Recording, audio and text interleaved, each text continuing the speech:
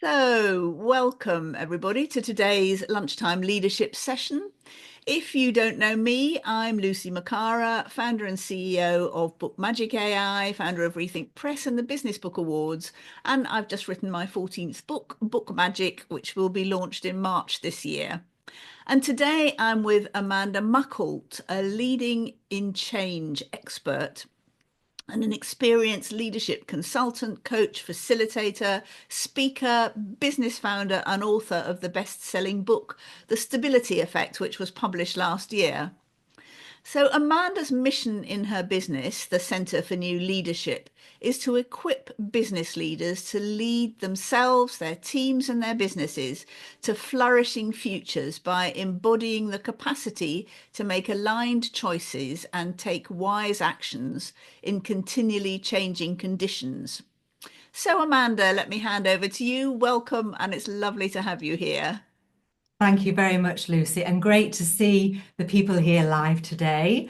And welcome to those on the replay too. So the theme, as Lucy mentioned, is thriving in a chaotic world. And before I start with the slide share, etc., just have a think about how much you sense you're thriving right now in the turbulence that we're all encountering. And if you're up for it, put a score in the chat, 0 to 10, 0, not at all, and 10, yeah, I'm right, top of my thriving game. And whilst you're doing that, I will find the slides and share them. Oh, interesting. So Joe is at a 6, Sapna's 5. Um, who is Fanny is between 3 and 8, up and down. Lorna's 6, Alison's 7. So Mhm. I'll let you go on, Right. Amanda. Thanks for reading that out, Lucy. Just in terms of chat, everyone, as we progress through the session, if you've got any questions or comments, please do pop them in the chat. And then at the end, we'll do a Q&A and I'll address them then. So as I say, theme, thriving in a chaotic world. Really, today, our primary question is going to be how can you be in a chaotic world and generate thriving for yourself, your team, and your business? And if you can as well today, give yourself the gift of 45, 50 minutes distraction-free time. That would be brilliant. I know it's always tempting to multitask on these things. I do it myself. And I think today, because the theme is thriving, a part of which is focus, let's see if we can really model that and be in it all together. And let's get ready for a rich, flourishing, future-making experience. So Lucy kindly introduced me, and I just want to add some more words to what she said. So in my business Centre for New Leadership, which I set up in 2004, actually as Roots for Success, I had a name change. I work with business founders and entrepreneurs and a wide range of organisations, some of whose logos are shown here. My services include one-to-one coaching, and I've been fortunate enough to work with amazing, courageous professionals over the years who all want to thrive and want their teams to thrive and their businesses to thrive as well. Team facilitation was my very first project in my business and involved facilitating a senior finance team's business planning meeting. I've also facilitated senior team meetings for business exits, business acquisitions, and stepping up to meet stretching targets. I think that reflects my M&A and finance background. Group training has been a core part of my offering and still is, and I train people on various aspects of leadership and change. Special projects around vision, mission, values work have been an absolute joy to get involved in, and speaking events. So there I am in action on the screen. I often talk about themes that are related to flourishing through change. When I look back at what I've been doing in the speaking arena, it's really interesting. 3 times that title has come up actually in and of itself. The first was my very first speaking debut in 2008 for the Institute of Chartered Accountants Women in Finance group. And there on the screen, you'll see the Flourish Through Change event at Aviva in 2016. So it shouldn't be too much of a surprise that we are talking about that today. And also my mission is very much about equipping people to flourish through change. Of the words there that you can see, I want to draw out a few key parts of my mission. Flourishing futures.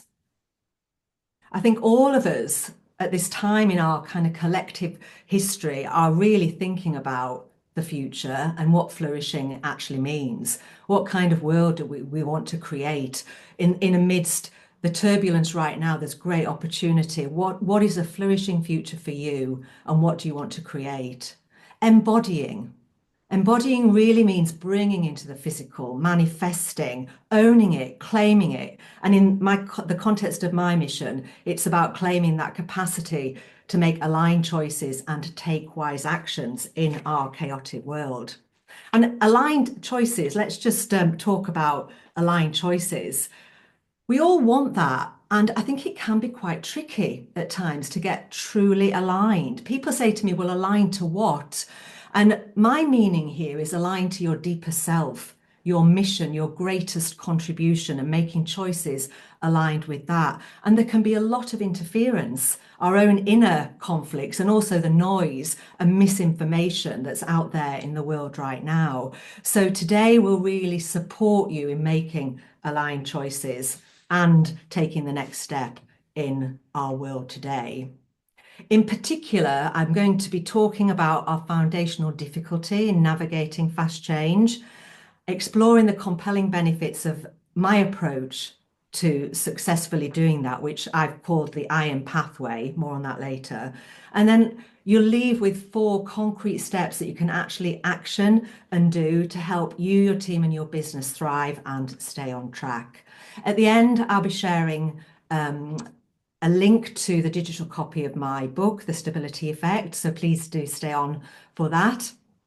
And to begin with, I think it's really important for all of us to acknowledge the world that we're in. And it is chaotic. There's so much change going on, and it doesn't seem to be going anywhere. From the big picture, economic volatility, environmental change, etc., to your day-to-day challenges. And for those in businesses of all size, having to experience and encounter hybrid teams, the hybrid workspace, and the differing generational needs. So all that creates turbulence. It's not business as usual. Every day, new things arise. And that geopolitical tensions, I think, is an interesting one, because people say to me, well, that doesn't really affect me. It's very big picture. And yet, even if it doesn't affect you directly in your role, it's in the atmosphere, it's on the news, and we're absorbing all that turbulence all the time. So I think one of the things that's really important is to acknowledge this is going on. So if you have a wobbly day, it's like, oh, okay, I know why I'm having a wobbly day. There's all this going on. And also many people are going through a lot of change themselves personally in terms of their priorities, relationships changing, aging parents, all sorts of things that can knock us off balance and add to the instability of the times. And it all makes leadership that much harder. Almost all aspects of leadership require more energy than they did, say, 5 or 6 years ago. Decision making in particular seems to challenge people. There's so much change, it's hard to make decisions with any degree of certainty. Staying true to your principles is another one that I think is really challenging. And they're all challenging, but staying true to your principles when there's so much different perspectives and pulls on your time and your agendas. It's how do you stay true to you, and how do you create the conditions to motivate your team? The stats aren't great. So these are the latest figures from Gallup State of the Global Workplace report, and the UK figures do show a lot of stress and a lot of anger and a lot of sadness in every day. So as leaders, and we're in this as well, this is our experience as well, there's just a lot to deal with. Which brings us to the question, what is it about change that as human beings we find particularly difficult? There are lots and lots of things that we can find difficult in change. As humans, we have a tendency to become invested and attached to how things are, and we feel lost when it changes. There's security for us in what we know, even when it's not working for us. Connected with this is our sense of identity. We hold on and get stuck in old identities that we've outgrown, old ideas about ourselves and what we and our business are capable of. Then there's the value placed in our society and education systems on being right, being certain, knowing the answer, and looking like we've got it all sorted. In that kind of bigger picture context, it's understandable how we find it hard to sit in the unknown of change. At a foundational level, change can really trigger our brain's survival mechanisms, our defenses, and our deepest wounds. We can feel scared and out of control and lost in the uncertainty of change. There are parts of our brain that have a very hard time in dealing with change. Many of you may have heard about the amygdala, and that's the trigger part of our brain that sets off hormones in our bodies when it feels threatened. So we're getting stress hormones in our bodies because our brain is scanning and looking for threat. Our brain is wired for survival. There's also a really interesting aspect of our brain that would rather know that something terrible is going to happen than live in uncertainty. So that's called the striatum part of our brain. It's the reward center. And that's why we almost feel relief when we get bad. We know the worst case scenario because then we know what we're dealing with. And we prefer that to staying in the uncertainty, which I think is absolutely incredible. But once you know it, you can work with it and think, okay, I'm not going to close down possibilities just so that I know the answer or I go to the worst case scenario. I'm going to work with the uncertainty. Now, the neuroscience of navigating change is quite widely known now. I think COVID has helped with that. People are more educated. What people often miss when they're thinking about navigating change is the impact on the body and that mind-body connection. Because if all those stress hormones are going through our body, we lose connection with our centered self, and that actually is our greatest resource.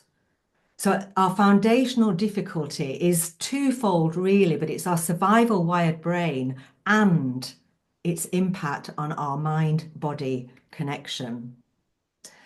And that means that we can fall into many traps. We're in a survival and separate paradigm, and we fall into these psychological traps and these behavioral traps. Unhelpful worry, rigid thinking, letting the inner critic change over. That kind of voice inside that is always telling us we're not quite doing it right or not handling it as well as we could. Behaviorally, I see this in many clients and also in myself, that temptation to speed up, to get really fast in our activities, and the opposite extreme of getting stuck, and then that habit of trying to control the uncontrollables out there. So what's the way through with all of this instability out there? Well, the way through is to unlock stability from deep within us. That's the place where we have most agency, authority, and sovereignty, and to build a robust certainty in your leadership for where you and your business are going next. So I'm going to invite you to, in a moment, just to stand up and get on your feet. We're only going to be on our, well, I'll stay seated to talk you through it and anchor the experience. We're just going to be on our feet for 1 minute or maximum 2. And I'm going to talk you through a body centering practice that you can use throughout the whole day that helps address, if I go back, helps address this first aspect of the way through, unlocking stability from deep within you. So are you up for that? Give me a thumbs up. And if you're not, and if you can't stand up for any reason, you can gain through going through it sitting down. But I'd really encourage you to stand up for a moment. And just stand hip with your legs hip width apart and your arms hanging loosely by your side. You may have just seen Lucy do a stretch. You may just want to roll your shoulders and stretch out again, which I think is kind of a natural thing if you've been seated for a long time. Become aware of your breathing. Now, there's lots of things you can do with your breathing to help you stay centered. I'm going to invite you just to focus on 2. Just to slow your breathing down and to lengthen your exhale. So don't worry about counting your breaths. Just make your exhale slightly longer than your inhale. So slowing your breathing down and slightly lengthening your exhale. And then we're going to come to the body. And we're going to center in a height length direction first. And it is as simple as imagining someone is just tugging on a hair at the top of your head and kind of pulling you up a little bit. And with that motion or that imaginative technique, you create lots of space, lovely space between the vertebrae in your spine, and your spine straightens out. And there's no need to kind of do anything particularly with your chin. Just watch you don't stick your chin out. If anything, your chin will slightly go down as the back of your neck lengthens. So that's the length way of centering. The width way is left to right. Most of us have a dominant side. So just to balance in the middle, become aware of the soles of your feet. And perhaps you'll sway side to side just to get a sense of where your weight is. And then intentionally balance left and right side of your body. And that's you centering on the width axis.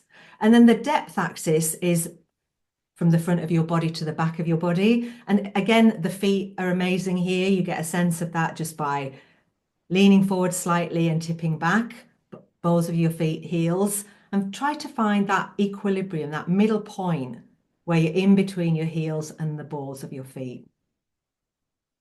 And just notice how you feel. How you feel when you've centered lengthwise, widthwise, and depthwise. And just lengthened your exhale. And then please take a seat. And you can listen to the replay and practice that and do it again. And you'll probably get deeper and deeper. It is a practice. And over time, it's a brilliant hack in the middle of a working day just to do that. Return to center, get that stability within. When you go back to your emails and there's 150 in the last 45 minutes or whatever, do that, lengthening breadth and depth. So that's one part of a methodology that I developed called the Iron Pathway to really help the people that I was working with who were under a lot of stress, having a lot of responsibility, dealing with intense change, gain that inner stability and inner certainty for the way ahead amidst all the outer certainty. Now, there are 4 parts to the model: inner steadiness, reading the environment, overcoming challenges, and never done. And I'm going to go into those in a moment. But first, let me share some aspects of the story of iron and how it came to be. When I look back, I can see 4 things influenced and shaped the formation of my iron approach. Firstly, my clients. My courageous clients really stretched me. We reached the limit of what psychological and coaching models alone could do to engender lasting change. They were ready for more, and I was ready to offer more. That more involved recruiting the resources of the body and the breath alongside the mind, not instead of the mind, alongside the mind, and integrating a whole range of non-conventional leadership development I'd been getting trained up in, like conscious breathing and embodied leadership. So thank you, clients. And the inner core to write, integrate, and inspire transformation challenged me and also was part of iron forming. From about 2016 onwards, I was on a quest to organise and share what I was learning about the full power of our whole mind-body system to inspire transformation in others. And this resulted in me creating a proposal for a book that at the time, it was about 2018-19 then, was called Love Change. And then COVID happened and no one was loving change. So the premise of the book really lost its sparkle, and I was literally just about to take it to agents to try to get a publisher. So it was initially quite a devastating blow. But then, as with these things, often once you engage with the challenge, it opens something up to the next evolution and it's better. And that's what happened. So what I was noticing with my clients at the time was their strong desire for structure And that really encouraged me to look at what I'd written and come up with a four-part approach. And the actual acronym was an accident. So the first part was called Steady Inside. Just one day I was playing with it and I noticed that if I changed that to inner steadiness, the word iron emerged. Well, 24 very excited hours later, I'd come up with a whole proposition based on this metaphor of iron, because actually it was a really wonderful metaphor for the message that I was trying to give and for what was and is needed in leadership and actually just in life right now with all the instability. So there are some images there that represent aspects of iron that work with this four-part approach. First of all, it's magnetic and it aligns. Remember school days, all those physics lessons, iron filings, all pointing in the same direction. So that magnetism and that capacity to align, brilliant qualities for a leader. Robustness, strength, again, brilliant qualities for a leader in changing times. And then the red blood cells image. Iron is very important in our body for vitality. It has a key role in making hemoglobin, which transports oxygen throughout our whole body system. Again, great metaphor for a leader, a distributor of life, of vitality throughout the system. Now, the purpose of iron, it's meant to serve your business mission and your purpose and your leadership mission. It's an addition to what's already there. But what it really does is inject stability and embodied leadership into your choices, actions, and business culture. It can accompany and evolve your business's leadership competency framework, and it introduces a new way of leading suited to today's dynamic conditions. I had a play with word art, putting in some words that I know are associated with the iron way, the way of iron, because I created it, but also what people who were playing with it and experimenting with it and testing it for me were also saying about it. I ran it 3 times, and each time the amazing sometimes what software does, it highlighted integrity as being the dominant word. And I thought, I'm just going to share that because actually it's foundationally true. The way of iron is very much about integrity in your choices and in your actions. And it is a bit of a play on words, but it speaks to integrity as a moral compass, but also integrity, integer, wholeness, and leadership wholeness. So let's have a look at these 4 parts now. Actually, I'll do them one at a time and just slow them down a bit. So inner steadiness, that capacity to stay inwardly steady without burning out or checking out. The inner steadiness of the iron pathway is a true inner steadiness that isn't achieved by denying emotion. So if we squash emotion, we run the risk of burning out. And if we cut off from emotion, disconnect, we run the risk of checking out. So in the inner steadiness aspect, I work with people about emotional regulation and really working with their emotions rather than cutting off from them or squashing them. There's so much important information and energy for forward motion in emotions, but we have to know how to handle them, especially when there's a lot of turbulence around. The second part, reading the environment. This is about reading the signals around you and within you and being able to respond to them with integrity. It's about noticing. Again, can be quite challenging with so much going on. It's about really noticing and understanding the significance of what's happening in you and around you. It's about awareness in real time, and it's absolutely critical in changing conditions when we can't rely on what's come before to predict what's going to happen. The third aspect, overcoming challenges, moving beyond inner fears and outer obstacles with compassion. It's important because the capacity to do this is key in realizing your potential and unlocking the potential of your team and your business. And the fourth part, never done. This is never done in the most positive sense of the word. It's about making aligned decisions to keep your business and yourself moving and evolving. It's really about growth mindset. And it's what gives you the fuel and the energy and the movement that ensures that there's stability within you and your team and your business don't become stagnant. Rather, they become a dynamic launch pad for forward motion in the direction that you want to go. Now, as with all these things, models are a lens to look at a certain situation or context, and the very best way to understand them is to put them into your context.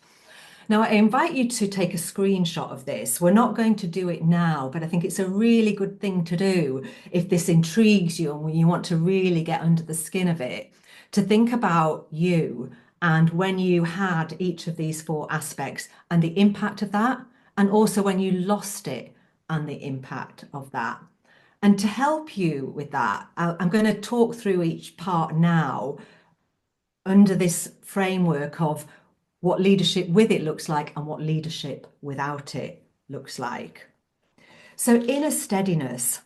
When I coach people in leadership positions, I ask them to think about the best leader they've worked with or the best boss that they've had and what was it about them that put them at number one. Across the board, inner steadiness comes up. People often describe it in terms of characteristics like calm, grounded, connected, centered, comfortable in their own skin, not easily ruffled by others or all the stuff going on around them.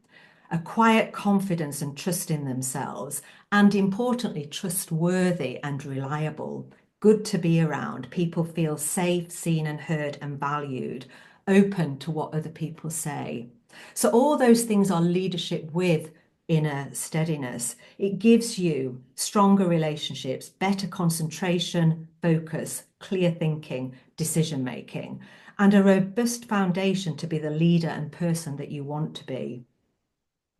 I'm absolutely sure everybody here in this room and on the replay wants that. And yet it can be challenging because of everything that's going on around us. If you've ever felt so exhausted that you can't think straight, you've lost inner steadiness. If you lash out at a team member that you're struggling with, you've lost inner steadiness. If you spend 10 minutes scrolling on social media and find yourself becoming drained and agitated, you've lost inner steadiness. So if we move on to reading the environment, again, I think examples can really help here. So quite an often quoted story for reading the environment is the firefighter. It was mentioned in Blink, Malcolm Gladwell's book, and also my book, the firefighter who ordered his team to leave a burning building just moments before the floor that they were standing on collapsed. That's one example. Another example might be a team leader who notices something is off in their team, and rather than jumping in with assumptions and going straight into challenge, they watch and learn. They ask questions, they discern what's going on in this team before they take definitive action. The return to work mum who takes very seriously what has been positioned as an informal interview, gives it all she's got and lands her dream job, has read the environment. So reading the environment can look very different depending on context, but there are common characteristics of leadership with it and leadership without it. With it, you spot the opportunities in the marketplace with clients for innovation in your business. You put out fires before there's a problem, you identify decisions needed, and you make smart choices in the moment and for the longer term. Without it, your timing might be off. You might miss important cues that impact people and performance. You lose awareness, you don't and can't listen, and assumptions can get in the way. So moving on to overcoming challenges. Leading in a chaotic world means that having challenges is inevitable. The route to thriving is engaging with and transforming both the inner and outer challenges to move towards a better future. When you choose to do this, the benefits of leadership with it are vast. You grow in confidence. You have an assuredness within you. You have healthy resilience. You're not fazed by difficulties. You create positivity around you. People want to be with you and follow you. There's movement and momentum for the way that you want to go. Without it, you can get stuck. You can lose confidence. You can go into a smaller version of the amazing person that you are. Your inner critic can derail your best intentions. Business performance can stall and deteriorate, and collectively, the world loses out on the treasures of the contributions of you and your business. And then the fourth part, never done. Heraclitus of Ephesus is thought to have said, "It is in changing that we find purpose." This ancient wisdom urges us to keep changing to live a life of meaning. Never done isn't always about achieving more, but it is always about becoming more. That's hard to realize without the rub of change. And that's why it's always great to embrace change, even when it's relentless and hard. When we embrace change co-creatively and are in relationship with it, both making decisions that shape it and are shaped by it, we continuously grow and evolve. And that's leadership with it. A bit closer to home in my book, I talk about a senior leader called Nina, who shows us never done in action in the purposefulness of her decisions and actions around yet another restructure in her business, and her own growing desire to get involved with protecting rivers and seas, something that was increasingly becoming important to her. So leadership with Never Done means staying close to your purpose and tuning into the direction that's calling you and your business. It means finding the motivation to keep going, making choices from a place of overall wellness, and valuing your own fulfillment and happiness. Leadership without this mindset of never done means that you stop growing, learning, and challenging yourself. You get stuck and you can lose your sparkle and joie de vivre. So let's do a quick poll now. So the iron poll, Lucy's going to launch the poll in a moment. Just thinking about what you've heard me say, and perhaps you've been translating it into your experience. Which one of iron's 4 parts would you say is most important for your goals this year? They're probably all important, but if you had to choose one, which one is the most important?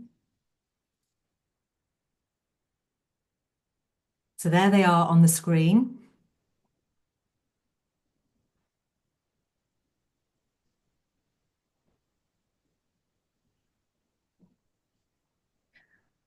So we'll just give everyone a moment to cast their vote. And then Lucy will share the results with us. Yep, so there's 17, 18, 2 more people to vote. Unless that's me and Amanda, perhaps that doesn't count. Oh yeah, that could be. We could be 90%. Hang on, who's well, shall we go with that, Amanda? That's 18, Yeah, let's see. 18 people have voted. Okay, so the top one is inner steadiness. 39%, 7 out of 18 people have voted for that. The second one is overcoming challenges, 28%. 5 out of 18 people have voted for that. And the other 2 are jointly third. So reading the environment and never done, both 17%, and 3 people have voted for each of those. So that's really interesting. Yeah. Thank you everyone for sharing that. That is really interesting. Oh, I could share the results. Oh, there they are. Thank you. Yeah, there they are. And valuable information because it actually helps you direct attention to where you might want to put a bit more energy into building up, for instance, your inner steadiness or your overcoming challenges. And we are going to be coming on to the how we do all this in a moment. Thanks, Lucy. So just to summarize this section on benefits then, loads of benefits for you, for your business and for your team. And you'll see the thread running through them, that thread of more alignment, of clear thinking, of sense of direction, and that connection, both inwardly with you, being grounded and centered, and outwardly with your team and your clients, etc. Connection is strong, and to your mission, that being on mission and sense of direction there. In summary, you are continually change ready. If you can develop the skill to walk this iron pathway, You're just in a continual ease-filled state of being change ready rather than a stress-filled state of being change ready. So you're really embodying the thriving paradigm as opposed to the survival paradigm. And that impacts performance, undoubtedly. Performance is maintained, enhanced, and shared. And I'll stress again, all from that place of wellness, wholeness, thriving, rather than the frantic, stress-filled, kind of not good enough sense of survival. So let's move on then. All these benefits, how can we make sure that we capture them in our leadership and in our life? Well, the first thing is to know what can get in the way, what can block these benefits of the iron pathway. Distraction, it's huge. We live in a very distracted environment. We're in a 24/7 world where we can access information all the time. We can even go to the gym at 3 a.m. if we want to. There's a lot of distraction around. So it's really important that we build techniques to or have strategies in place so that we can be focused rather than distracted. And it's the world we live in. It's like it is the sea of consciousness that we're swimming in. There's a distraction there, but there are things that we can do to stay focused and steady in that. Again, at the bigger picture level, rigid organizational systems and processes can block the iron pathway. And that can be in small businesses and large businesses. Now, we're not here to talk about systemic change today, but it is worth noting that systems can get in the way. But who creates the systems? We create the systems. So again, it points back to our own kind of leadership responsibility here. Those old thoughts, behaviors, and emotional patterns associated with that old paradigm of surviving, they can get in the way. Our physical body, and a lot of this, from my experience of working with people and my own journey through this, is it's lack of awareness of our physical body that is the real blocker, that forgetting we've got one. Sounds a bit ridiculous. In fact, I have a little exercise that I do with many clients called taking your body to work. It's a bit tongue in cheek, but it's how do you stay conscious of your body throughout your working day? Because it is our body that gathers and holds this tension and trauma. Movement patterns develop over time that can block our capacity to flow through the iron pathway, and our breathing habits. Many of us forget to breathe when we're staring at a screen. Obviously, we can't forget to breathe for long, but our breathing coherence becomes affected. We're not in a nice rhythmic flow, and that actually blocks the flow of thriving in ourselves and our teams and businesses. So important to understand what can block the way, but potentially, well, as important or even more important is to reinforce the good stuff. What can build and support the iron pathway? And my approach to this is a practice-based approach. So practice means doing something regularly so that you can do it better or change your behavior. And it is important to acknowledge that everyone is different. So what works for me might be different to what works for you, and that might be different to what works for your team, etc. I think that's brilliant because it means there's something for everybody, and it means that there's, again, that personal responsibility to find practices that work for you. Now, iron as a path of practice really means that if I was coaching you, I am not about fixing you. It's not about fixing you. There's nothing wrong with you. There's nothing wrong with any of us. We've been wired in a certain way. The world is changing very fast, and we are trying to keep up, and we are evolving. And practice really helps us create new neural pathways, new habits of behavior, new responses. So it's not about fixing anybody. It's also not about replacing the need for systemic and societal change. And it's definitely not about perfection. We do have an unfortunate turn of phrase, practice makes perfect. See, the dog agrees with me, practice makes perfect. It's not about perfection, but what it is about is consistent daily, weekly practices. It is about your growth and flourishing, and it's about embodying all you can be and sharing that with your team, clients, business, and world. So it's going in to share out. And when we do that, when we practice, everybody benefits, our team benefits, the business benefits, those we live with benefits, everybody benefits. So what are these practices? Well, there are 23 of them in my book, and I have about 123 more in my own private toolkit to share with clients. And it's about finding the one or the ones that really work for you. So I'm going to offer you 4 practices now. These are the 4 concrete steps of the agenda to lead in a way that helps you, your team, and your business thrive and stay on track. The good news is the first one you've already done. So a core inner steady practice is what you did about half an hour ago, that centering in your body at intervals throughout the day. It's really not difficult. The difficult thing is remembering to do it. So that's a core inner steady practice. There are many more, but I think that is a really great starting point. A practice to hone your skills in reading the environment. A very foundational practice is to notice who you listen to, why you listen to them, and the implications. Reading the environment is really about discernment. And all of us have automatic habits in our listening in terms of who we listen to and the messages that we take as truth and the messages that we dismiss. And I think we're in an environment collectively now where we have to really pay attention to this and notice who we're listening to and why. And this informs our read of the environment at a very deep level. And also notice who you're listening to inside of you. That might sound a bit weird, but we've all got many different aspects of us within. And which voice are you listening to? Are you listening to the inner critic voice, or are you listening to your inner champion who's going to encourage you?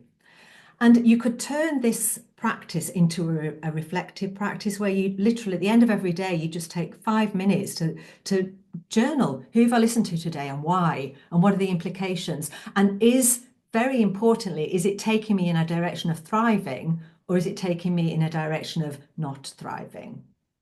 So that's read the environment. Overcoming challenges.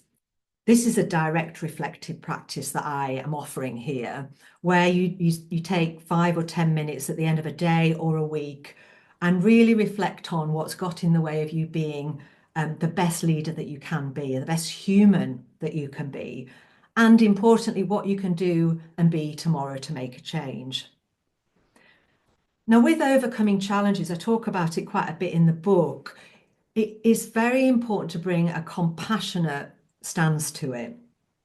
I work with many people who are very ambitious, expect a lot of themselves, and really mission orientated. They want to make a difference, and there can be a tendency to be critical and to go towards perfectionism.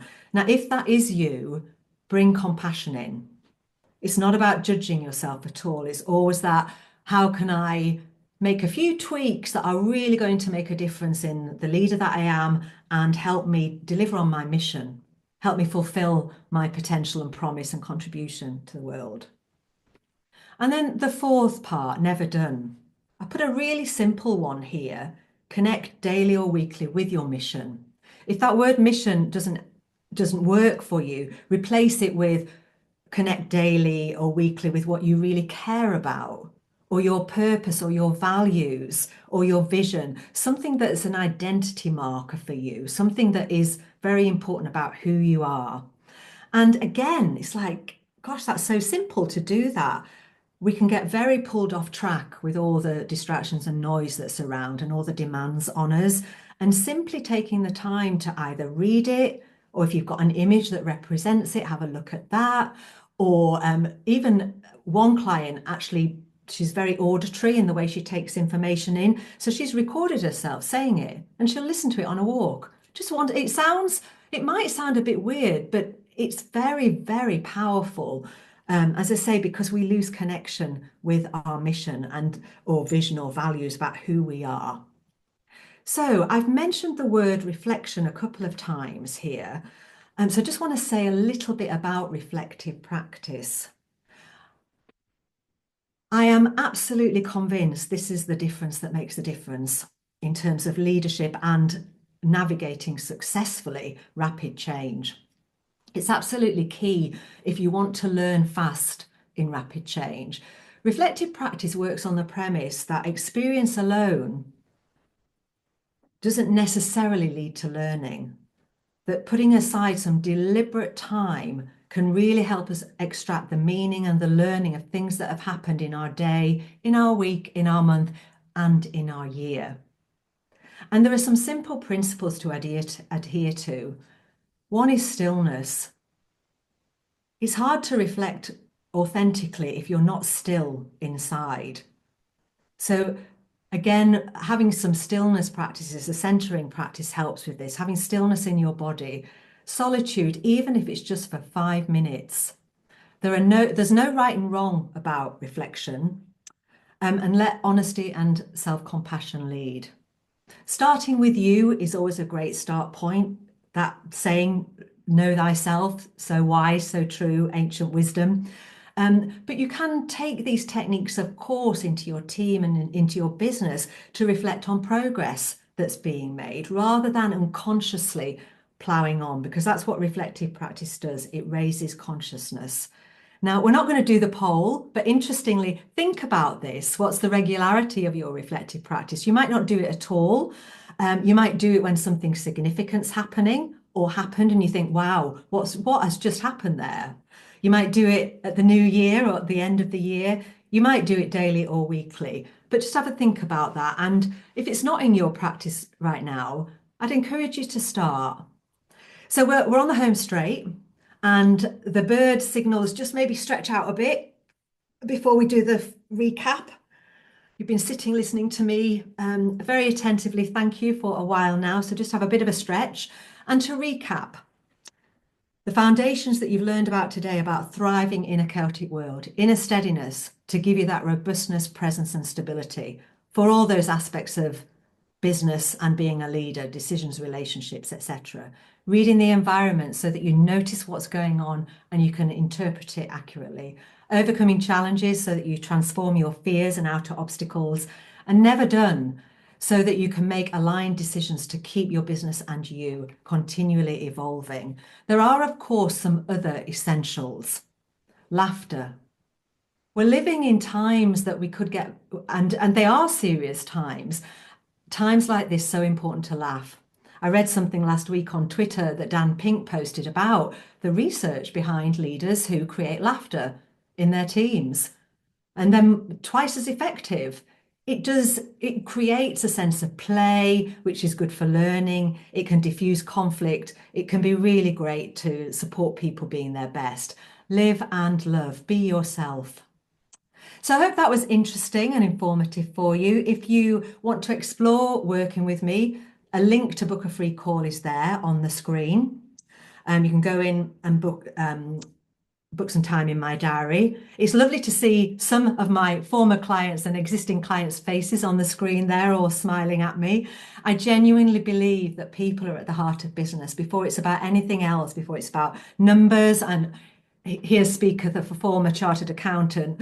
Before it's about numbers and business plans and strategy and decision making and all the good stuff that's very important in business, it is about people and the quality of their connection to themselves, their being on mission and purpose, and the quality of the choices that they make. So thank you very much for joining today. As promised, here's the QR code and the URL for a digital copy of my book. Please do link in with me if we're not already linked in. And in case you missed them, all the links are here on one page, and I think McCarraher is going to pop them in the chat as well. And that brings us to the close. Thank you very much indeed. I'll stop the screen share and I'm here. Thank you, Amanda. Thank you so much. That was inspiring and insightful. And a couple of people who have had to drop off have said exactly that, just as you came to the end. So, very thought-provoking session, another great session. So, fantastic session, Amanda. Now I understand. So, yeah, obviously that was terrific. I was really struck by the statistic or the fact that you gave us earlier about the fact that we prefer bad certainty, negative certainty to any uncertainty. That is so interesting. And Jill said iron also increases the endorphins, serotonin, and dopamine, which Oh, is like the happy pill for the brain. I didn't know that either, but that's fascinating. And a question for you. Paula asks, which of the four iron pieces, which is the most important for you? oh, do you know, I thought someone might ask me that. Thank you, Paula. I think this year for me, it's reading the environment. I think my business is evolving. And at times like that, it's so important to stay close to my inner cues and what's going on out there. So it's reading the environment for me this year, Paula. Thank you. Very interesting. So has anybody else got any questions for Amanda or comments? Shout out, put your hand up, whatever you like. Put them in the chat if you don't want to speak out. But that was, yes, more people saying that was a really inspiring session, as indeed it was. Paula, you've got your hand up.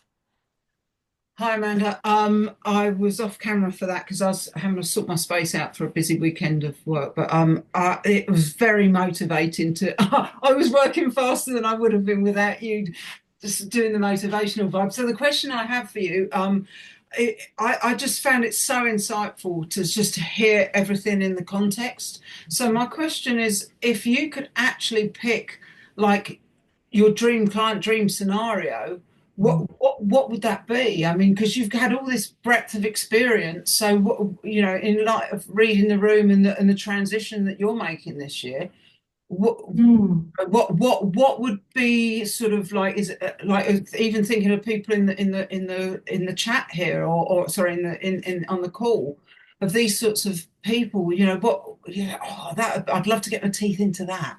Yeah, great question. So I have lots of dream clients. But I think again where the business is and its evolution, and also what I genuinely believe is the significance of iron right now in the evolution of our planet, never let alone businesses. A dream would be to work with an organization that really wants to embed this within it and scale it and therefore have more impact. So that would be a dream client for me. Fantastic. Amanda, Penny asked, could we see the QR code again, please? Oh, Could you yes, share that slide I can again? indeed. Oh, you've got the last. I'll try again. I'll try again. I know what it's done. It's gone to the last slide, which is okay. So if I go to that one, oh, why is it doing that? You might need to exit the slideshow and then go back to the beginning. But Bear with me, Penny. I'm just doing some Google, some togging around the screens here. Oh, yeah. Okay, I know, I know. I've got it. Okay.